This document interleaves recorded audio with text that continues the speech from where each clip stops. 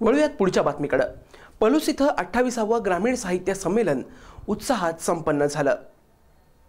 साहित्य म्हणजे शब्दांची आतिषबाजी नाही तर जीवनाची उपासना आहे, असं प्रतिपादन महाराष्ट्र साहित्य परिषदेचे कार्याध्यक्ष डॉक्टर मिलिंद जोशी यांनी पलूस इथं केलं।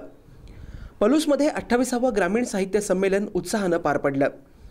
संमेलनाच्या अध्यक्षपदी मिलिंद जोशी तसंच प्रमुख पाहुणे म्हणून रवींद्र बेडकिहाळ उपस्थित होते।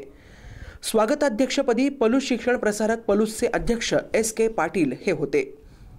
पहिल्या सत्रात प्राध्यापक विठ्ठल सदामत यांनी उत्कृष्ट साहित्यरत्न पुरस्कार सौ वर्षा चौगुले यांना चाफ्याची ओंजळ या कथासंग्रहासाठी उत्कृष्ट कथासंग्रह पुरस्कार, सौ जानकी पाटील यांना मानसकाव्यासाठी उत्कृष्ट काव्य निर्मिती पुरस्कार, डॉक्टर VD पाटील यांना उत्कृष्ट ज्येष्ठ नागरिक संघ पुरस्कार, उत्तमराव जाधव यांना उत्कृष्ट उद्योजकता पुरस्कार मान्यवरांच्या हस्ते वितरण करण्यात आलं।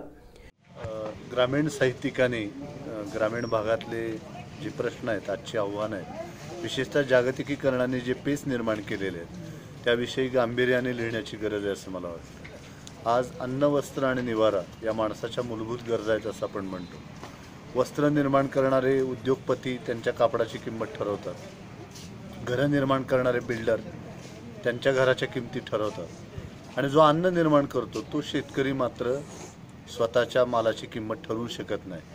पूर्वी आपल्याकडे एखादी वस्तू उभी करायची असेल तर कुणाचा तरी बळी दिला गेला अशा दंतकथा आपण ऐकत होतो। तर भारतीय अर्थव्यवस्था बळकट करण्यासाठी शेतकऱ्यांचा बळी दिला जातो आणि त्याला बळीराजा म्हणायचं। तू राजा आहेस पण तुझा बळी देणार आहोत म्हणून तू बळीराजा।